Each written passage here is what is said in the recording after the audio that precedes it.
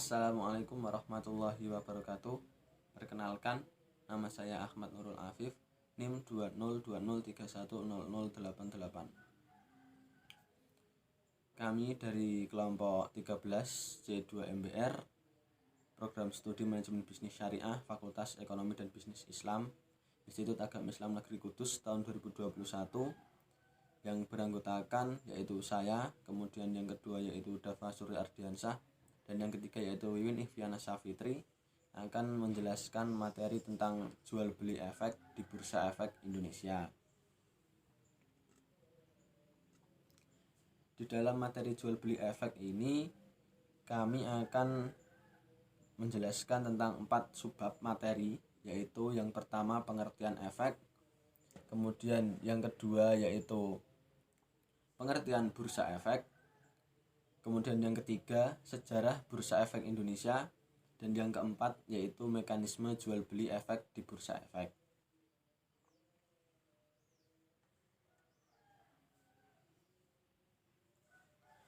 Langsung saja ke materi yang pertama, yaitu pengertian efek. Apa itu efek? Berdasarkan Undang-Undang Nomor 8 Tahun 1995 tentang pasar modal, di situ dikatakan bahwa efek adalah surat-surat berharga yang menjadi instrumen dalam aktivitas jual beli di pasar modal.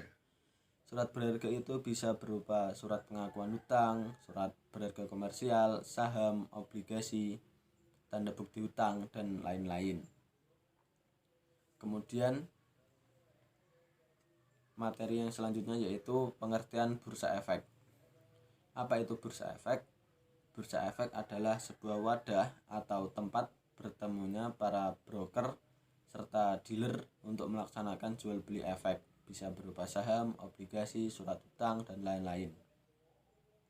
Atau bisa dikatakan juga bahwa bursa efek ini adalah suatu pasar yang terorganisasi di mana para pialang melaksanakan transaksi jual beli saham atau surat berharga dengan bermacam fitur ketentuan yang diresmikan di bursa efek tersebut. Jadi bursa efek ini adalah tempat untuk melaksanakan jual beli efek. Seperti itu. Mungkin itu materi yang bisa saya sampaikan, kurang lebihnya saya mohon maaf. Materi selanjutnya akan disampaikan oleh rekan saya Dafa. Terima kasih.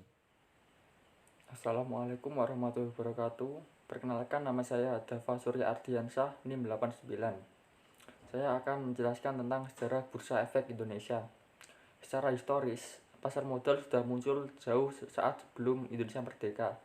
Pasar modal ataupun bursa efek sudah muncul semenjak zaman kolonial Belanda, tepatnya pada tahun 1912 di Batavia. Pasar modal kala itu didirikan oleh pemerintah Hindia Belanda untuk kepentingan pemerintahan kolonial ataupun VOC. Tonggak pertumbuhan pasar modal di Indonesia dimulai sejak 14 Desember 1912. Namun, sempat mengalami pasang surut bahkan kevakuman karena banyak hal. Pemerintah Republik Indonesia mengaktifkan kembali pasar modal pada tahun 1977. Kemudian setelah itu, pasar modal mengalami perkembangan bersamaan dengan bermacam insentif serta regulasi yang dikeluarkan pemerintah. Bursa Efek di Indonesia atau BEI sendiri merupakan hasil penggabungan dari Bursa Efek Jakarta atau singkat BEJ dengan Bursa Efek Surabaya. BEI mulai beroperasi pada 1 Desember 2007 serta saat ini terus tumbuh. BEI menjadi fasilitas untuk warga dalam menginvestasikan sahamnya dalam wujud efek.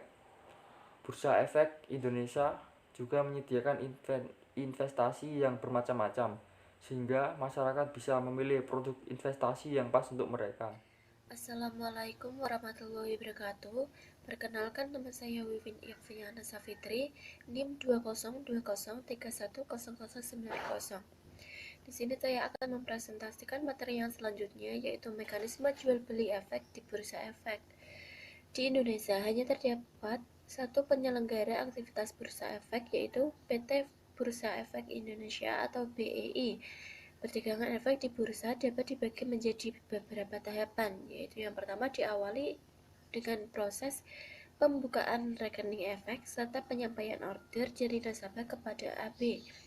Kemudian pemrosesan order, penerapan transaksi atau matching, dan proses clearing penjamin serta penyelesaian transaksi. Secara universal, tahapan tersebut berlaku untuk setiap tipe efek yang diperdagangkan di BEI.